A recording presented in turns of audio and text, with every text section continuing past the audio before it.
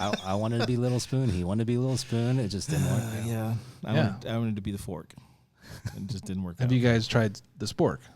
It's the best it's the best of both worlds. The spork solves everything.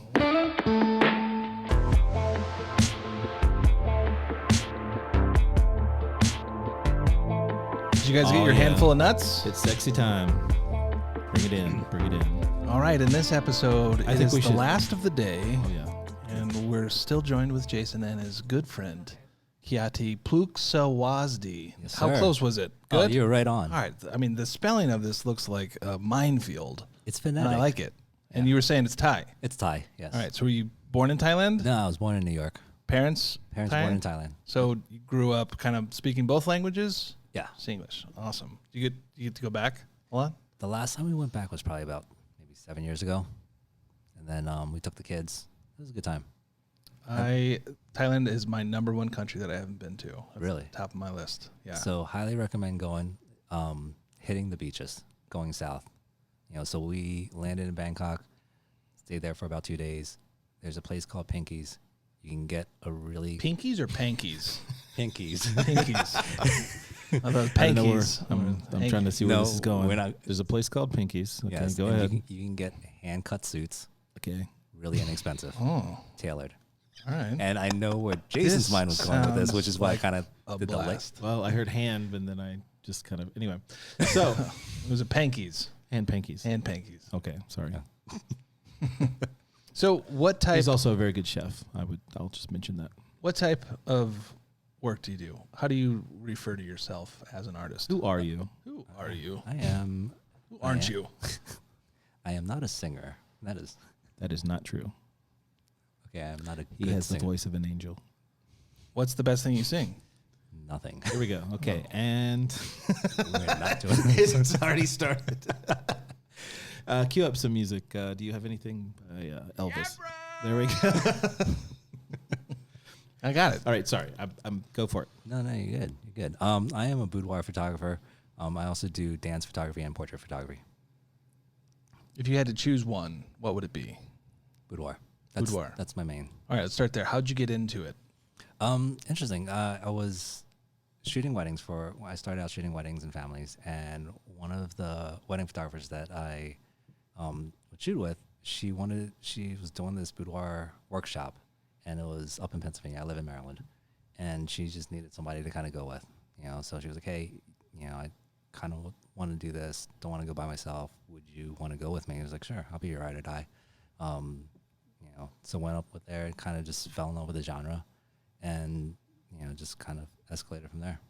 And how much time is that we just fast forwarded through? So 10 years, 2 years? So I started doing photography on the side as a side hustle in 2010, and then right about 2 years into it, found Boudoir, and then I've been doing it ever since. So yeah. How has your work changed from then to now? It's definitely more like with lighting and posing. It's definitely more poignant. It's I gravitate more towards a darker, moody style. Majority of my stuff is natural light. My studio is natural light studio, but I do work with a lot of artificial light and available light and things of that sort. So I kind of mix it around as much as I can. So how do you two know each other? Seems like you guys are fast friends. Oh, Clubhouse. We just kind of met Clubhouse. there, and then when I was doing a workshop in Pennsylvania, he came with some other friends, and we hung out, and we've just been friends, and we talk online, and we went through we had a little relationship for a little while, and didn't work out, but I mean we're still friends, so we're good. Okay. Start there. Let's unpack that. I wanted to be Little Spoon. He wanted to be Little Spoon. It just didn't work. I wanted to be the fork. It just didn't work out. Have you guys tried the spork? It's the best it's the best of both worlds. The spork solves everything. Only when you get them from Popeyes. Yeah. I love that chicken from Popeyes. Yeah. Best fried chicken you can get from like a chain? So I love me some Royal Farms chicken. It's local to Maryland. Gas station Doesn't chicken. count. If it's local to you, it's got to be nationwide. Who's got the best fried chicken? You don't count. You don't count. Dude. I try to keep this thing kind of like mildly on the rails. And No, sorry. It's what. who has the best fried chicken? Why don't we just start a whole like another do the yeah. I don't know if that was my This is favorite or least favorite. Our new segment on what is the best fried chicken. Fight. That Go. okay. Best fried chicken. Best fried chicken is the chicken you got. Yeah. Good answer. Sorry, Thank that's you. going to be the Thank last you. time I touch those. All right. Keep back to you. Back to the chicken. Back to the chicken. Yeah. You had banchan? No. Banchan, the original KFC, Uh-uh. Korean fried chicken. Oh, actually, last that night stolen? we had Korean fried chicken at one of the best restaurants I've ever been to, off the strip, kind of hidden, Kind called of in the Jang dark underground. Sushi and Oyster Bar. All you can eat, half off Monday nights. Nice. Life changing. The word is out. Words out. Yeah, since I've been here, we've been to Korean barbecue twice. All you can eat. I mean, it's It's fantastic. the best food Yeah. experience here. All right, so how do you? So how do you use? This is off to a good How start. do you use WPPI? What do you do here when you're here? It's really just to catch up with friends, networking. I think I went to classes the first time, and then every time after that, I just really just met up with people. It was great. Like Clubhouse was a really great primer for it, right? You're talking to people for months and getting to know them, and you become fast friends over that because you're spending hours and hours talking to them, right? So it's all, like the way I used to describe it is like, thinking back in college, and you're just sitting around in a dorm room and just chatting, and then you just develop those relationships, develop those meaningful conversations that we, in this generation kind of fail to have, right? More, if it's not a text message or emoji or what have you, then that's really where, most of our kids are probably kind of communicating, right? So, Clubhouse was a nice refresher, especially right during COVID when you weren't seeing people. So then, when I think the first WPPI came into after COVID, we saw some people, and it was like never met them before in my life, right? Never seen them before, just over Clubhouse. Gave everyone the biggest hug. It just felt like family, and I think that's one thing that's just really kind of stood out. And like when I met Jason face to face for the first time in Pennsylvania, it was like we've known each other for years. Yep. All right. Yeah, no, it was I great. just went serious on that. Sorry. I feel that, man. Sorry, I can't, I no, but I totally agree. It's like, it's really cool to be able to come here. And I think that one of the nice things about being around other photographers is, aside from the photography part, that everybody kind of has the same kind of mentality, like, I mean, obviously not everybody, but, most of the people that I know have, faced similar kind of situations of working in a creative field. And, we don't work in like what's typically kind of like normal careers and things. Yeah. And so to be able to go out and like, I went to Houston, and the first thing that we did when my friend Jill picked me up was we went to a Goodwill. And she was like, let's go start finding some crazy clothes to like play with. And then she was like, oh, this place has like old furniture. And you go into her studio and there's just like all this like junk and stuff that she uses to shoot with. And I was like, that's the same stuff that I do. It's like, but Yeah, I like feel your like a yellow total chair. like, like a weirdo for doing it, like I have dresses arriving for me, and it's like, the normal person would be like, okay. And I mean, granted, most of them don't fit me, but What dress size are you in? XXL tall. And I don't, I need a little padding in the butt. What's the last dress that you wore?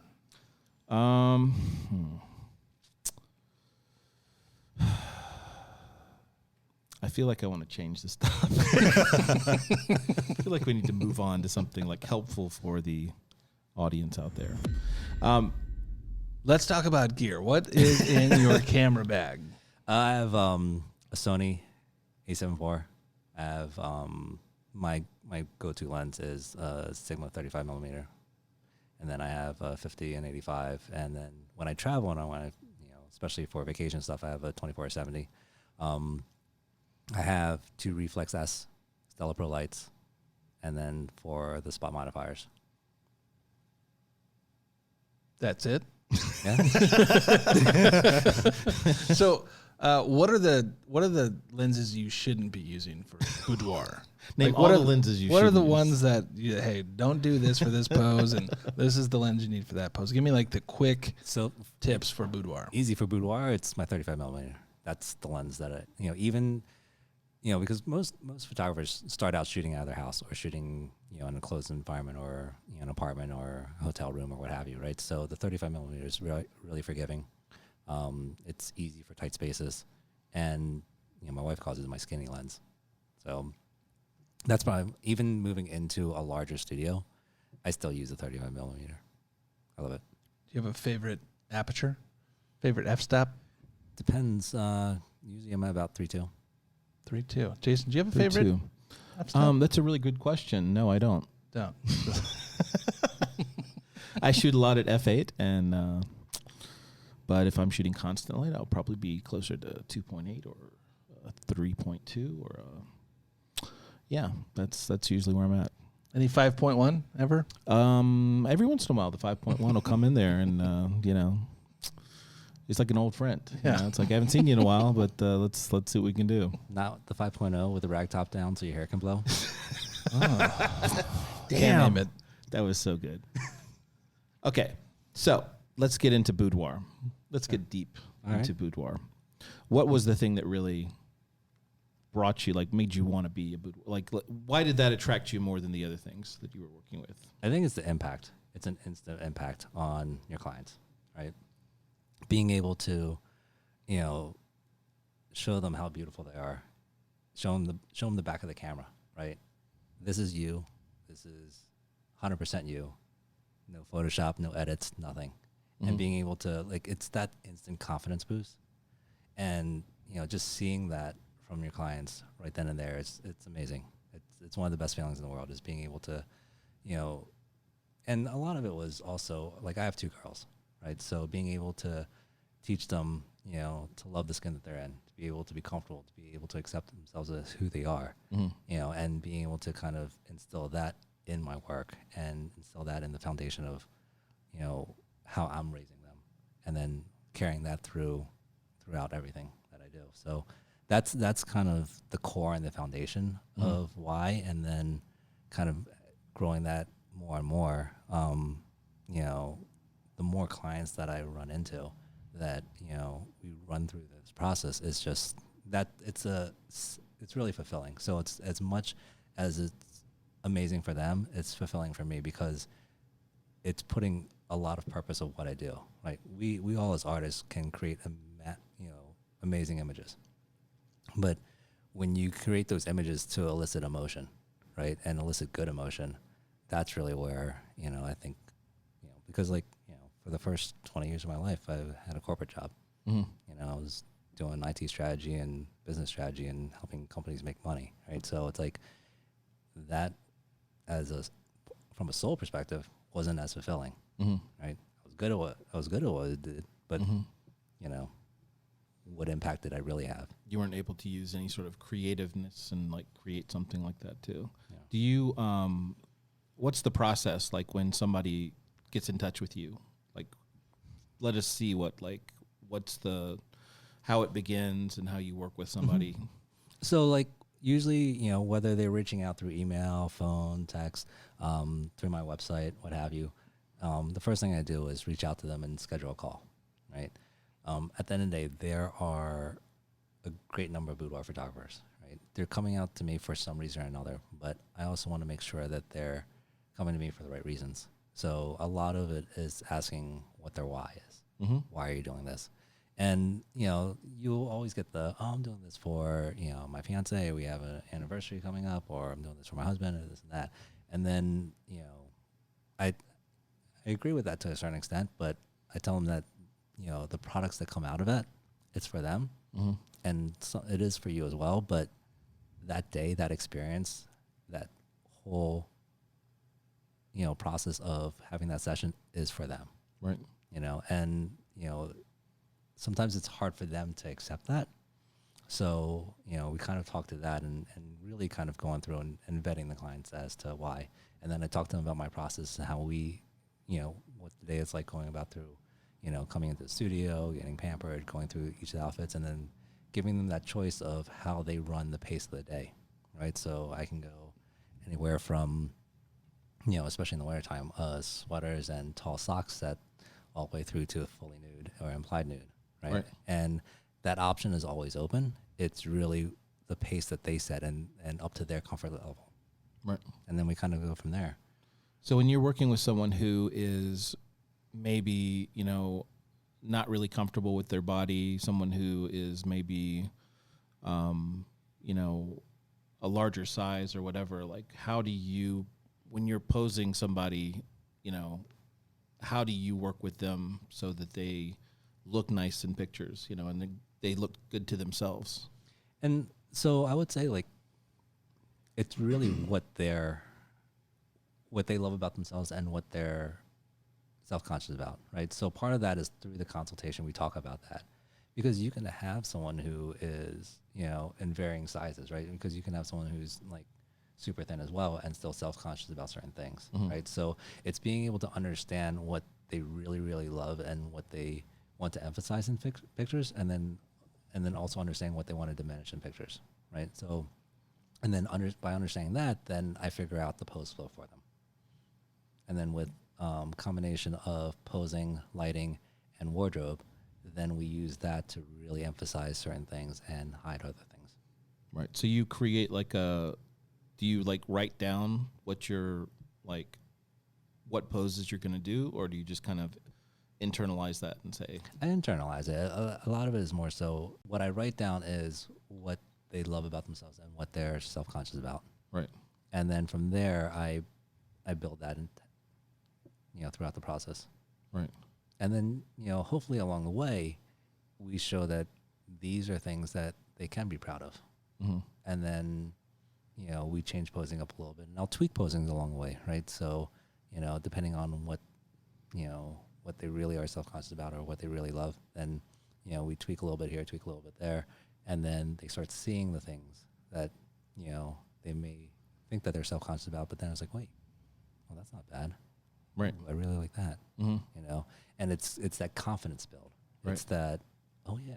And then, it's. Now, do you primarily, see, that's the thing that I struggle with is the posing side of things. So Just sit on your leg. yeah, I know. That's my one pose is sit on your leg. It works for me. Yeah. But do you have like certain poses that you like? That's the problem that I run into, and I don't really pose people that much in my, that's just not the aesthetic that I have, even though I really like it, sometimes. Now,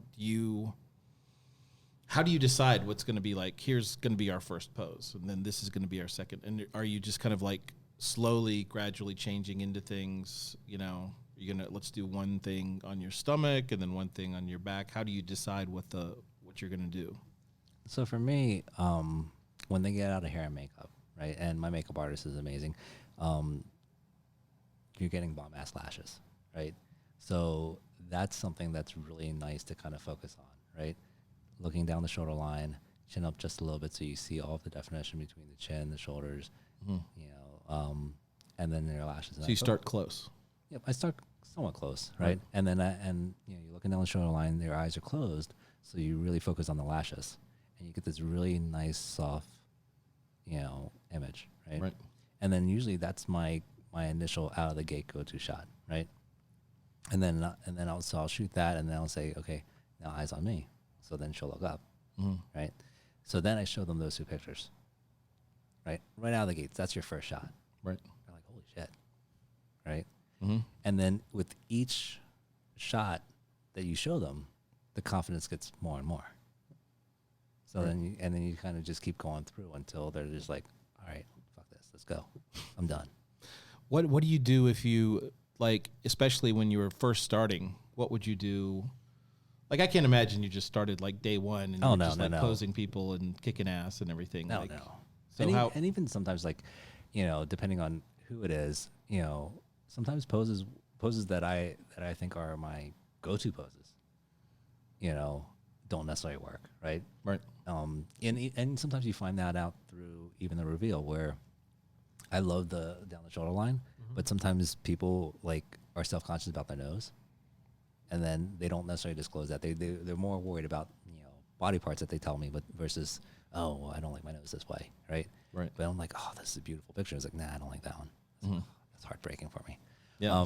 But like when I first started, I think a lot of it is like what I love about the boudoir community is it's open, right?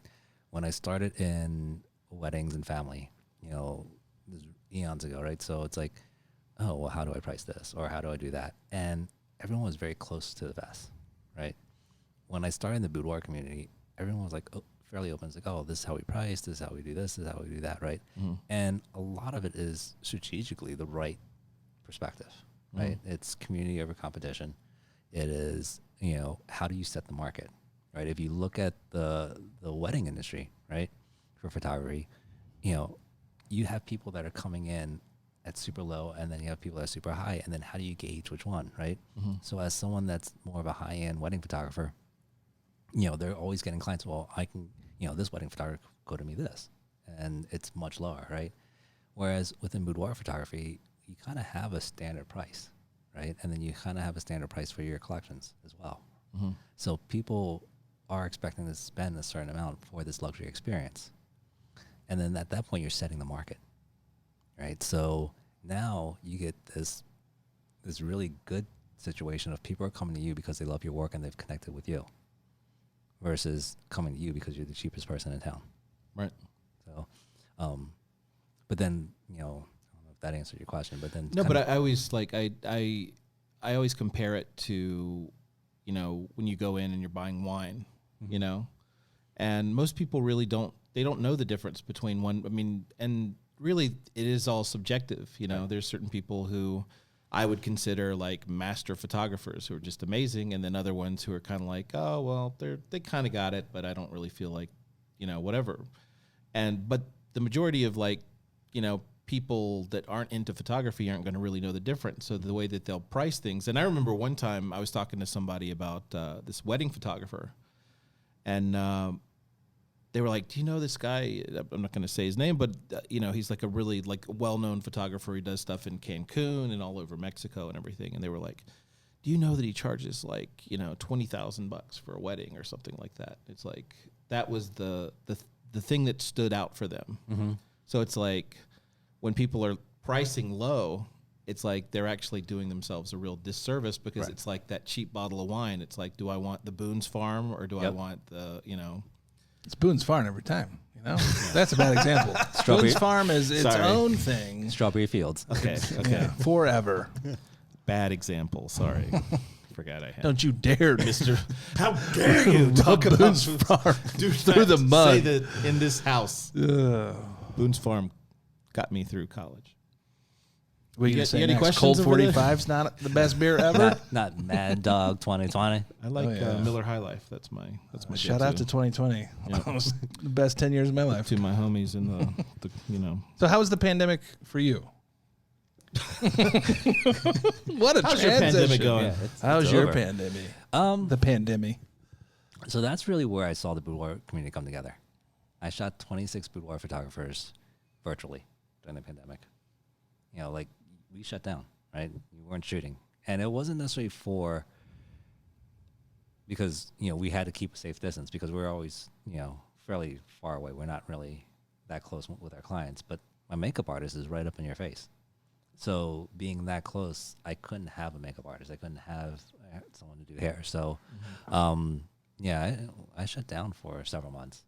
And that itch to be creative, that itch to learn new things, and that was killing me for a while. And we were in this boudoir community group, and at first I was poo-pooing the whole virtual, I was like, oh, this is hooey, right? And Hooey. hooey. Come on, man. Yeah. Keep it on the table. All right. It's a kids show. So we started saying, oh, well, let me just try this out, right? And we started out with and it slowly evolved, right? So it started out with FaceTime calls and just doing screenshots, and then now Zoom calls, and then, just kind of figuring it out, and then, figuring out how do you remotely control the camera, right? And it was amazing because then you start thinking about light differently, right? So if you're doing a FaceTime call, like the iPhone automatically corrects for low light. So you're like, oh crap, right? How do you fix that, right? So then you had to, figure out how to treat light differently, right? And then the big thing is I'm a visual poser, right? So we play the mirror game, right? So I'm posing, you're posing, both see me pose. So how is it? It is the majesty. It is beautiful. Wrong answers. Wrong answers only. How he is also it wears the posing? lingerie, which people don't know. Yeah. only the wings. Continue. Go ahead. Yeah. Go on. I don't know what I was saying. No, but Shooting over Zoom. yeah. So you had to learn how to give people direction. are not going to understand. I even forget sometimes that there was like a pandemic. Must be nice. You don't ever like. No. I'm always just Reminded like of it. I have to be reminded of it Frequently. I'm like, yeah. Oh yeah. I mean, well, I don't know. I don't necessarily think about it a lot, but holy shit. Yeah. I mean, we went through a lot, shut down, a lot of changes. It was at least for me, it was probably the best time and the worst time at the same time, because a lot of really good stuff happened, but it was such polar opposites of the worst shit that's ever happened to me and the best shit that's ever happened to me. So like, Right. I went through most of my life, like, kind of in the middle, if we're looking at the what's that graph that we learn in statistics? Oh, the That's, histogram, It says it's the one where there's Standard outliers, deviation? standard deviation. What's that? What's the graph called? What's the bell? It's not the bell curve. I don't know what we're I talking don't know. about. the hump. Anyway, you get it. Listener, Someone just out Google there that while gets you're it. out there. Usually like the majority, like right there in the middle, but for things to be like bam, Yeah. bam, bam, bam, bam, and like also the perceived everything online, it was like, fuck, that's why I really started to not go on any social media. Like even Clubhouse was active at first, but then I was like, I just need to unplug from all of the craziness, because oftentimes on Clubhouse it would go back to non-photography related things of how bad everything is. Right. But anyway, long story short, yeah, no, I'd never forget. I'll never forget. All right. Well, talk to me about your lighting, because I know you work with Stella Pro. Yep. Shout out. StellaPro.com. .com. Whoop, whoop. So the majority of even in my workshop that I was doing at the Venetian, I was doing a little bit of boudoir lighting myself. And the thing that I was trying to do primarily was to shoot so that the flash was kind of wrapping around the person instead of, and most of it was kind of like short lighting. So how do you approach lighting when you're working with people? I try to treat it like window light, right? Right. So I like I said, I'm very dark and moody in the sense where the highlights really accentuate the curves, the shadows hide things that you're self-conscious about, right? So that's my lighting play, right? So part of it is sometimes you don't really need to wrap light around, just really hit the highlights, right? And sometimes I'll set up lighting in one direction, and then I'll walk around and take the same shot or the same pose, but in different directions. And that'll give me, broad light, short light. So it'll give me that ability to kind of capture both. And, then I leave it up to the client to which one they like, So being able to be flexible in that, right? So, and I think that's where sometimes photographers get really hung up, right? Between the art versus the business, right? And like in the beginning when I first started, I would hear people say, "Oh, I wanted to edit this way," and they just didn't like it, and then they would get really sad about it, right? Versus, at the end of the day, your clients are the people that are driving you to make that money, right? They're the ones that are making that decision of what they're buying, right? And if you know what they like, you can cater to that, and then do other sessions that may or may not be paid sessions to really feed your creative. And then you use those to build up on saying, now when you're with a client, it's like, oh, let's try this, right? Right. So like, for me, I'll do a decent amount of, TFP, Trade for Print, or collaborations with people throughout the year, just because it's fun for me to be that creative, right? You know, when you know, I know a lot of boudoir photographers that are very much, you know, this is my pose flow, I'm going to do it, and I know this sells, right? Whereas I'm a little bit more fluid because I know what my key poses are, and then I'll fill in between, Right. you know. So, you know, from that standpoint, like, it keeps that creativity for me versus just, you know, another day at the office. Right. Yeah. So what are the most important, just a few tips for those people wanting to get more into boudoir? Like, what are some do's and don'ts of posing somebody for, like, you know, like, I know you will, what's the thing? Put the tip the toes or whatever. Oh, point your toes. Point your toes and kind of push your hip out. And what are like the Jason, let's do a segment. I'm going to go to you. I'm going to hit the thing and just the tip. We're going to introduce just the tip, and then you give the tip. Ready? Want to try it? What am I going to say? Just the tip? In this segment, and then, you know, something about just the tip. Okay. In this segment, we're talking about just the tip. Is that what you meant? I don't know. You're the tips, folks. You're the tips. You're the tips. Get ready. Just the they're tips. coming. They're and coming only at you the fast, tips. and you better So get out your help me notebooks. I thought you were just going to say in this segment, Kiati's just going to just give you just the tip. Yeah, he's giving you Yeah. the tip. All right. That's what it is. That's what it is. That's what Okay, it do is. it Here we go. again, do Here it we go. again. Here we go. Here we go. All right. And now Kiati will give you the tip. Just the tip. Just okay, I screwed it up. Okay, forget it. Let's move on. No, I'm not doing it again. Now, Kiati is giving you just the tip. Just the Okay, tip. so Perfect. That was great. oh wait, Yeah. so can we move on? Do you want the tip? Yeah, give us the tip. Well, I've had the tip, but you know. It's never just the tip. That's the tip. Good to know. That's important life advice, folks. It's never just the tip. All right. Keep going.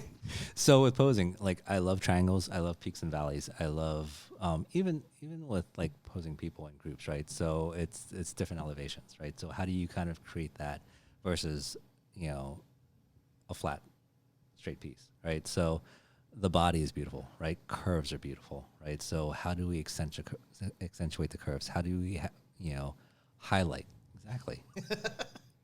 Showing my gut. Yes. Yes, beautiful. It's a curve.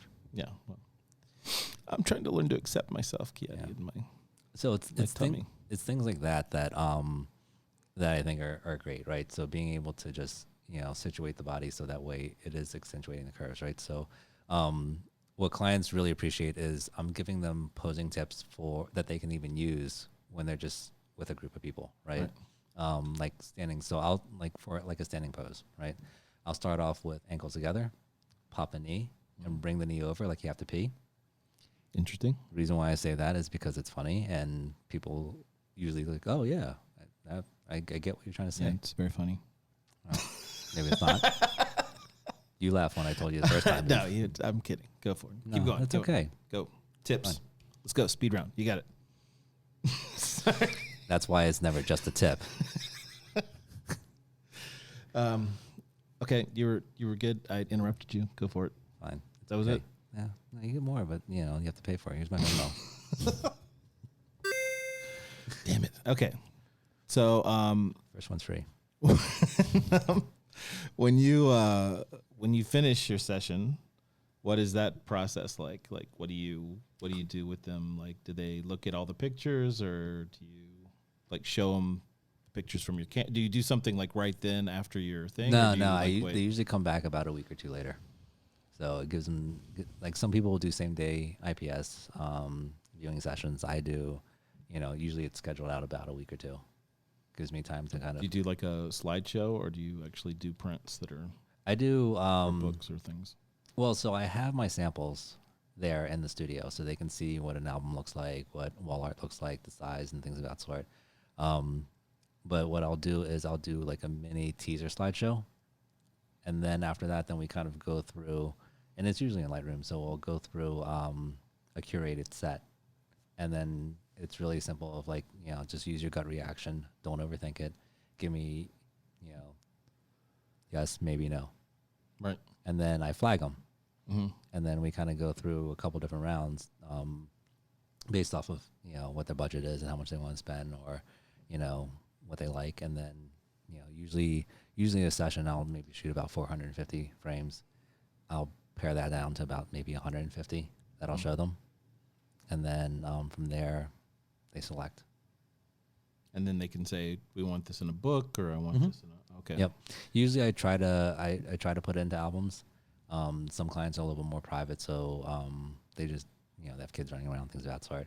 They don't want just an album just out there. So we kind of come up with creative ideas. So do you play Nickelback when you look through the slideshow? Is that... have you tried that yet? No. I think I need you to sing a few bars. Photograph, if you guys fans Oh, of there it is. Photograph. I was wondering where. I was wondering where we're going. I don't know it. Yeah. I don't. Fortunately, I just don't know it that well. You don't know it? Yeah. Oh. No. If it was you Creed, get out of here. Oh, Oh, well. I know it in all the languages. Yeah? Yeah. Creed, yeah. So Such if a you could great photograph anyone, dead or alive, boudoir, man or woman, who would it be? Here we go. Oh, folks. God. This is going to be good. I hate, gonna be good. I hate questions like this. Dead or alive? Like Dead or in their alive. state? Or not In the born state yet. they're in right now, or like when they're... No, you pick their age. You pick their age. Who would it Okay. be? Good question. I That's don't a good know. one. The burning question. I don't have a person. It's like asking me what my favorite picture is. Like, this is why, like, What's your favorite picture? Yeah, I don't know. It's like asking your favorite child. Who are your favorite photographers besides me? Oh, it's definitely Jason Buff. Good answer. Okay, I like Yeah. that. There's But I no said other. besides me. That Yeah, really doesn't... Okay. No, it's Jason Buff. That's good. That's Did you know his middle name is De La? really? Did you know that? Yeah. I did not know Jason De La Buff. That was supposed to be between us, but anyway. that. Dela. No, my middle name's not Dela. My middle name's so much Did, worse than like, did your Dela. mom like De La Which Soul? so much Which worse. is German for of the buff. Of the buff. It's better than put it in the buff. Mm. Put it in the buff. Put it in the buff. Oh, See, I I like told where you. this I is told you. going. I love where this is going. Okay, so WPPI, I want to get the inside track because you go to all in the these buff. different things. Put it in the buff. So you go to this, you go to imaging, you go to like, you're a regular. You walk in and it's like everybody yells your name. They're like, "Hey, Kiati's here." Not so really. well, that's what I like to think. Don't ruin my image. So what do you find is the difference between the different, like, for example, the difference between this and imaging? Like what and for you, what's the purpose of going to each of these I think things? part of it is this past year, I was fortunate to land a few sponsors. And so part of it is going for them, right? I love smaller companies. And most of the people that sponsor me are smaller companies. I still do quite a bit of consulting for small startups. So my wife and I, I started her optometry practice, and then I kind of run that on the side as well. And then we do consulting for startup practices. So like I have a very deep love for small startups, small business companies. So the companies that chose to sponsor me or like decided that they wanted me to represent them. I'm truly honored for that. So it's like, how do I give back to them as much as they give to me, right? So so I'm there as their representative. I am there, and then I go because, again, it's the few times a year that I can collectively easily see all my friends that I don't normally see because they live far away. Versus, like, if you were to say, "Hey, let's meet up somewhere," right? And we've talked about this before. It's like sometimes, oh, well, I gotta do this, oh, I gotta do that, right? But if you said, "Okay, let's go meet at this conference," right then and there is a business expense, right? It's an easy justification to kind of leave and say, okay, I'm going to spend a week here, right? So then honestly, that's the impetus of why I really go, right? And then I've been fortunate enough to be asked to teach at some of these conferences, So then, being able to interact with the people, interact with, sharing that knowledge, learning from them as much as I'm teaching them, teaching the other people is fantastic, right? It's, again, going back to community, right? It's the age old. It's family. It's family. Yeah. PH. Family AM. matters. Yeah. But what would you say is like the difference between the different ones? Like for those people who like have never been to any of the conventions, like why would you go to imaging versus why would you go to WPPI versus whatever? So I'll say, I think, and I look at this from both a vendor perspective as well as a participant. As a participant. Well, what are you? You're in Mexico, so. Okay. Anyway, moving on. I think each one serves their purposes, right? So like, WPPI and imaging are two of the largest ones, right? I think being able to see and interact with the vendors, interact with, seeing all the new gear, all the new toys, being able to interact with that, more likelihood that people will go to that because they're the big ones, right? So then that gives me the good opportunity to see more of my friends in one place, right? So that's why imaging and WPPI. As far as one versus the other, I don't really have a preference. Okay. I've been to. Do they have the same kind of vibe to them? They're starting to get a little bit more similar. Like, WPPI was very focused on weddings, and portraits, and then imaging, I think, initially started with maternity and family, and then as they're evolving, I think they're bringing more genres, right? So, this year I spoke at the Boudoir deep dive at imaging. It was the first time they brought Boudoir into imaging. And, it's still a pre-con, so, hopefully next year they'll bring it part of the main stage. But, like, it was packed. It was well attended. And then even the Boudoir shoot bay that we did during the conference was packed. Right. So it shows that the genre is there. The genre is well received. And I think, in the past, imaging was a little more conservative.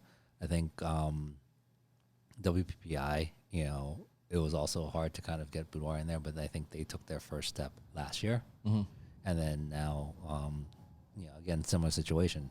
The pre-con sessions were all sold out to the point where they had to actually add more room and then add more tickets and then sell out again, right?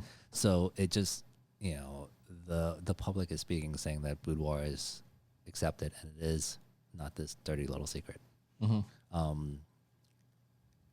Did you feel that way for like when you were starting, or is there a stigma with it at all? I think it's, so for me, because I shoot both boudoir and dance and portrait, and when I started, I was doing a bunch of different genres that I was just trying to figure out, right, which one I really loved. Right. For a while, I have, and to this day, I still have my dance Instagram separate from my boudoir Instagram. And a lot of that is more so because my kids and their friends follow my dance Instagram, right? So I don't necessarily want to push all of the boudoir images and put it right in their face, right? So there's that separation of church and state, right? But also, so it's respectful in a sense, right? Now you get to a position where my dance moms, find out that I do shoot boudoir, but that's my target audience. Right. So, they're like, oh, well, what's that Instagram? Can I check that out?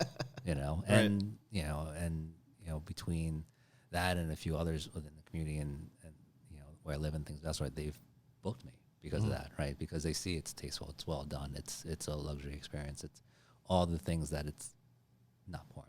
Right. Right. And even negotiating my lease for my studio, those are things that we had to educate people of what it is and what it's not. Right.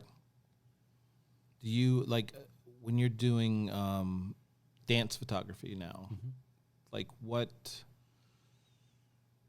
kind of, like, what's my question, Gary? I don't know. That I want to ask. How do you shoot dance photography? Let's start from the beginning. Very carefully. We're going to start all over. On this new segment of Just the Tip. Give me my Did intro. we figure out if the rhythm was going to get us? The It is. It's gonna get us. God damn it! You come and shake your body and do the conga. I'm just trying to. I think we need to get real some food in serious us. conversation. Yeah, food, I think we need to good. get some food in us. So okay. Beef tips. God damn it! You've ruined beef tips forever. Not that I was like, in my top 10. Anyway, okay, so dance photography. Are you shooting at a higher, what's your 1/what shutter speed? How are you shooting that? Yep, Do you it's have a to use fast- a lot of like flash and Definitely faster shutter speed. Because it's movement, right? You're freezing movement. right?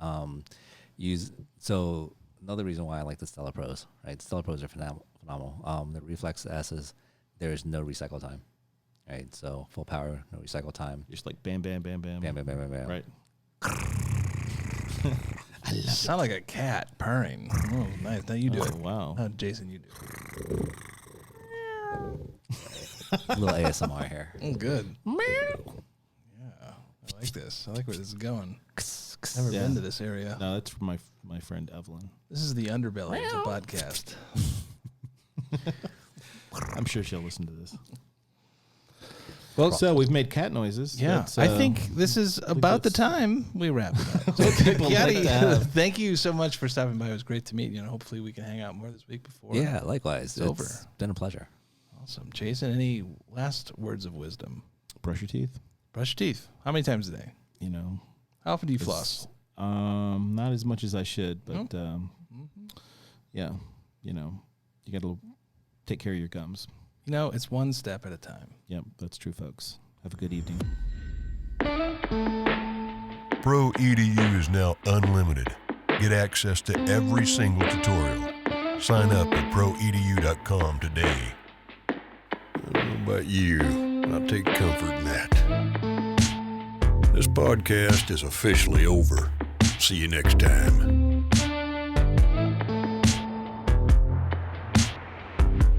Never stop